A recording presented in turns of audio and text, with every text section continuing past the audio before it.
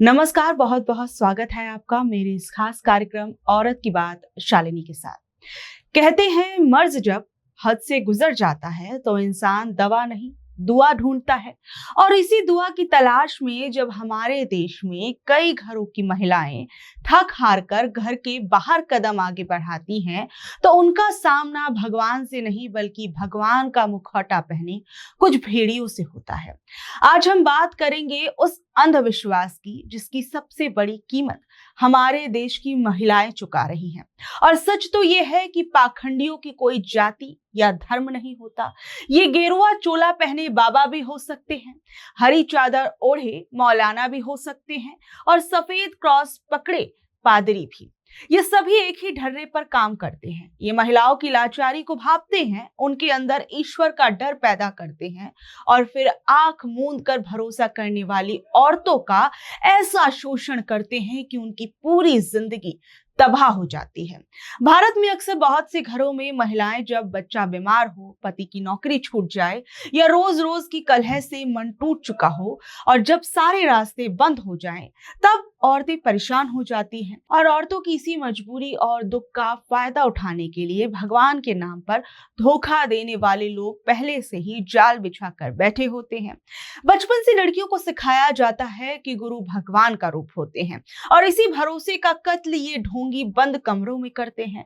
पहले तो ये ढोंगी औरतों के पैसे लूटते हैं, फिर उनके साथ बहुत गंदी हरकतें करते हैं, और जब कोई महिला इसके खिलाफ बोलना चाहती भी है तो उसे डराया जाता है कि अगर मुंह खोला तो समाज में थू थू होगी और भगवान सजा देंगे।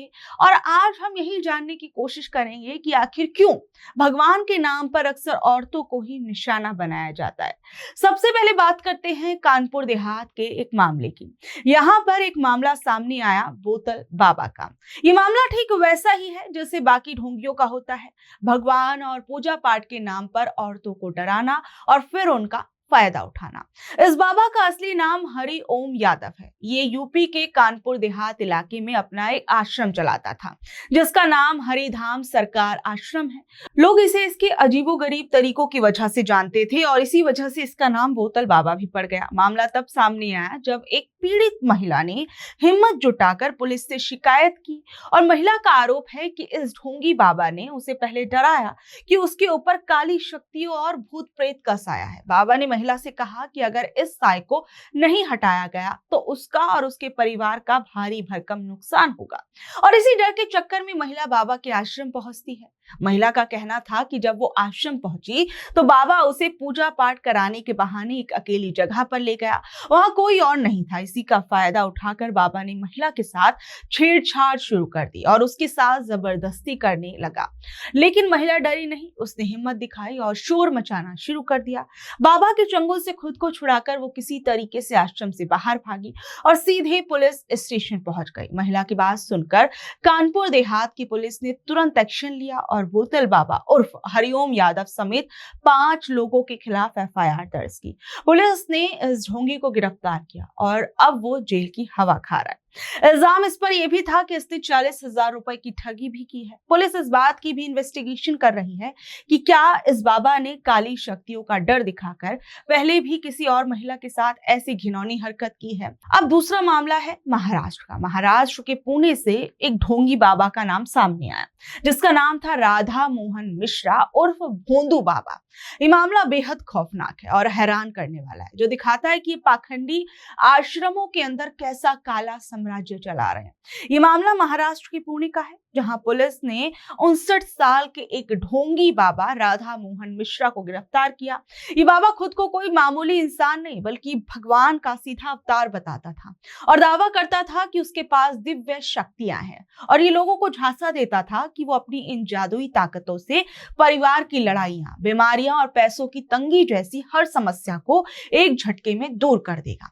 इसी जाल में फंसकर हरियाणा की रहने वाली एक पीड़ित महिला इस बाबा के पास पहुंच गई। बाबा ने उसकी मजबूरी का फायदा उठाया और भगवान का डर दिखाकर सालों तक उस महिला के साथ गंदी हरकतें करता रहा। जब पीड़ित महिला ने हिम्मत दिखाई, पुलिस में शिकायत की, तो पुणे पुलिस ने बाबा के आश्रम पर छापा मारा। वहां पुलिस ने जो कुछ देखा, पुलिस के भी होश उड़ गए।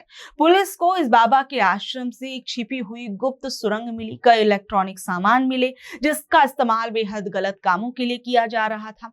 यही नहीं, बाबा अकेले इस धंधे को नहीं चला रहा था। पुलिस ने बाबा के साथ साथ उसके एक मददगार कंवल नयन को भी गिरफ्तार किया और इसके साथ साथ 6 महिलाओं को गिरफ्तार किया जो औरतों को बहला फुसलाकर बाबा के पास भेजने का काम करती थी। हार्ड डिस्क और पेन ड्राइव में छिपे गंदे राज भी पुलिस को इस आश्रम की तलाशी के दौरान मिले, और जिसके अंदर 19 hard disk, 12 laptop, 23 pen drive, ये तमाम चीजें इस बाबा के पास से पुलिस को मिली।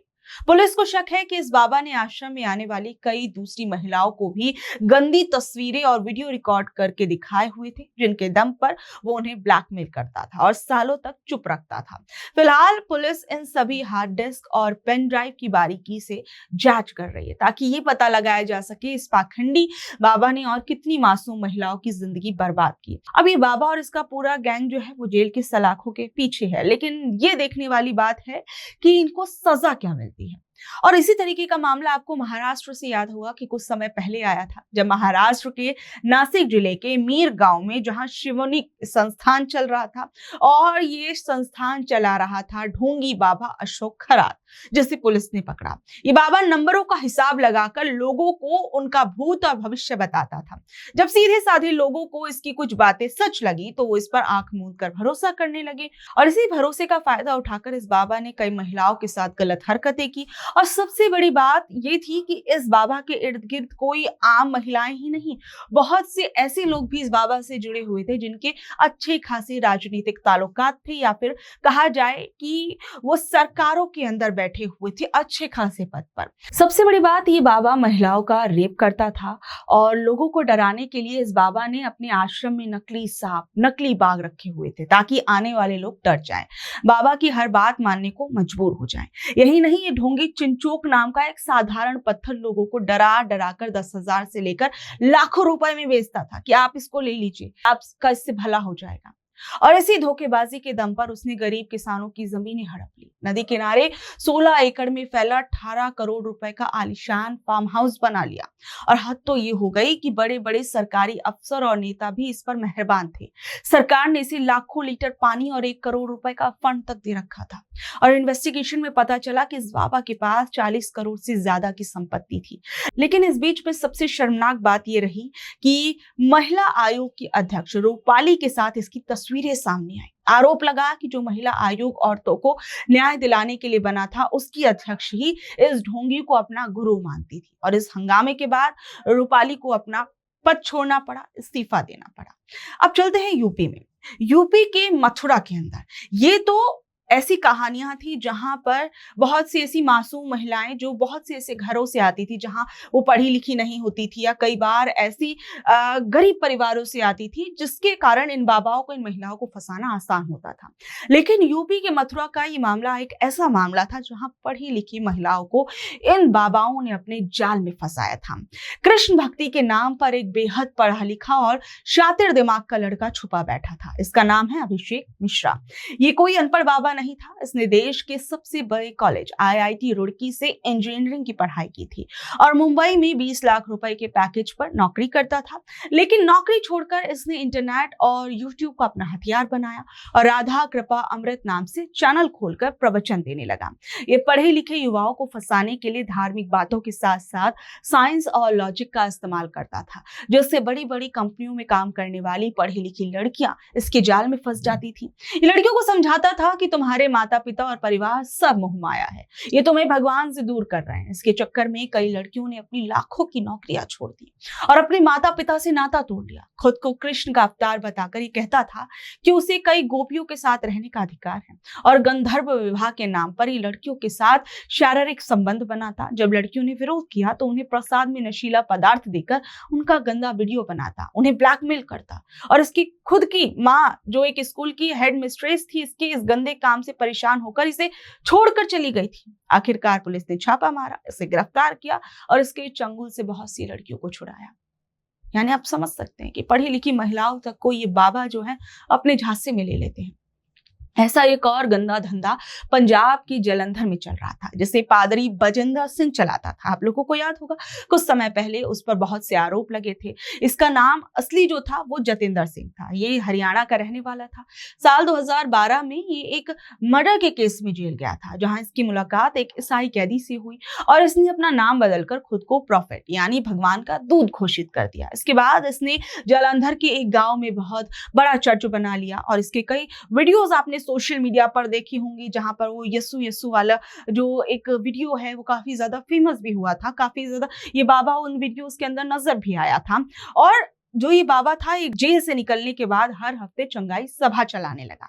सोशल मीडिया पर इसके यीशु यीशु चिल्लाने और भूतों को भगाने वाले ड्रामेटिक वीडियोस जो थे वो खूब वायरल होते थे, जिन्हें देखकर दूर दूर से गरीब, बीमार और सीधे साधे लोग भी इसके झांसे में आ जाते थे।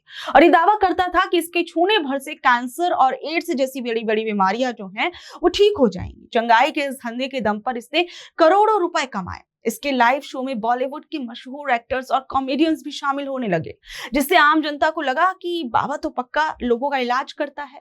लेकिन इस सब के पीछे छुपा था बलात्कार और ब्लैकमेलिंग का घिनौना सच।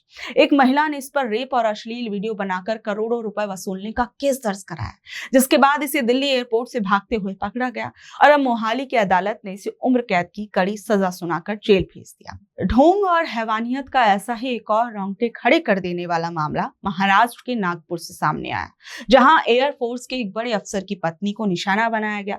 महिला के परिवार में कुछ अनबन चल रही थी, जिसका फायदा उसके पुराने स्कूल के दोस्त अयाज ताज मदारे और उसके साथी अमीन शेख ने उठाया। और बहुत से लोगों ने इसे लव जिहाद का मामला बताने की भी कोशिश की। लेकिन अगर इसका एक दूसरा एंगल देखें तो आप देखिए कि किस तरीके से महिला को जो है जादू टोने में फंसाया गया। महिला को झांसा दिया गया कि एमपी का एक बड़ा हजरत मौलाना तंत्र मंत्र से उसकी सारी परेशानियां ठीक कर देगा। इसके बाद आरोपियों ने महिला को एक होटल में बुलाया, कोल्ड ड्रिंक में नशीली दवा पिलाकर उसके साथ गलत काम किया और उसके वीडियोस बनाए। इस वीडियो को इंटरनेट पर डालने की धमकी देकर महिला को बार बार ब्लैकमेल किया गया और लाखों रुपए थे गए। हद तो तब हो गई जब आरोपियों ने एमपी से उस मौलाना को नागपुर बुलाया और महिला पर जादू टोना और अघोरी रस्में तक की गई। सोचिए, सोशल मीडिया पर वीडियो भी काफी वायरल हुई, जिसमें आरोपी जबरदस्ती महिला का हाथ पकड़कर कुछ मजहबी बातें कर रहा है और पढ़ा रहा है। महिला रोते हुए खुद को छोड़ने की भीख मांग रही थी। मतलब ऐसे तमाम वीडियोस जो हैं वो सामने आए। जब ये मामला बढ़ा तो पुलिस ने भी फिर एक्शन लेते हुए उन आरोपियों को गिरफ्तार किया। और इस कड़ी के अंदर एक और मामला सुनिए। आपको ये अलग अलग धर्मों के लोगों और अलग अलग धर्मों के बाबाओं की मैं कहानियां बता रही हूँ। इस कड़ी में आप सुनिए एक दर्दनाक मामला जो कि आंध्र प्रदेश के एलूरू जिले से है। यहाँ पर एक जो पादरी था चौतपल्ली राम बाबू उर्फ हसन्ना, इसका एक खौफनाक चेहरा सामने आया। ये पादरी ग्रामीण इलाके इसमें एक प्रार्थना घर चलाता था, जहां गरीब और भोले भाले लोग अपनी बीमारियां ठीक कराने आते थे। एक नाबालिग लड़की और उसका परिवार इस पादरी पर भगवान की तरह भरोसा करता था। पादरी राम बाबू ने इसी विश्वास का कत्ल किया। उसने प्रार्थना के बहाने उस मासूम बच्ची को अकेले बुलाना शुरू कर दिया और ईश्वर की मर्जी का झांसा देकर उसके साथ बार बार गलत काम किया। जब वो नाबालिग लड़की गर्भवती हो गई तो पाप छिपाने के लिए पादरी ने किसी डॉक्टर के पास जाने के बजाय खुद बाजार से गर्भपात की भारी और खतरनाक दवाइयां खरीदी और बच्ची को जबरन खिला दी। इन दवाइयों के कारण बच्ची की हालत बहुत नाजुक हो गई और वो जिंदगी और मौत के बीच झूलने लगी। जब उसकी हालत जो थी बहुत सीरियस हो गई, तब जाकर जो है घर वाले उसको हॉस्पिटल लेके गए और डॉक्टर्स ने इस भयानक सच को पाया और घर वालों को बताया। तब जाकर इसका खुलासा हुआ। इसके बाद पीड़ित बच्ची ने रोते हुए पादरी की सारी करतूत अपने माँ बाप को बताई। पुलिस ने तुरंत कार्रवाई की और इस पापी पादरी को बेहद सख्त पॉक्सो एक्ट के तहत गिरफ्तार करके जेल भेज दिया गया। देखिए, इन बातों को बताने का सिर्फ एक ही मकसद था कि आपको ये समझना होगा कि ढोंग, पाखंड और हैवानियत का कोई एक धर्म नहीं होता। चाहे वो नासिक का बाबा हो, मथुरा का इंजीनियर हो, जालंधर का बाजिंदर हो, नागपुर का अयाज हो, आंध्र प्रदेश का राम बाबू हो, ये सब एक जैसे ही हैं। इन सब के निशाने पर हमेशा औरतें ही रहती हैं, क्योंकि हमारा समाज महिलाओं को बचपन से ही धार्मिक गुरुओं के सामने सिर झुकाना और उनकी हर बात मानना सिखाता है। और जब वो किसी मजबूरी या दुख में होती हैं तो समाज उन्हें सहारा देने के बजाय उन पर ही सवाल उठाता है और इसी अकेलेपन का फायदा ये ढोंगी उठा लेते हैं। बहरहाल आपको आपको मेरा ये कार्यक्रम कैसा लगा, नीचे दे कमेंट बॉक्स में अपनी राय जरूर बताइएगा और ऐसे अपडेट से जुड़े रहने के लिए देखते रहिए द क्रेडिबल न्यूज। मैं हूँ शालिनी, धन्यवाद।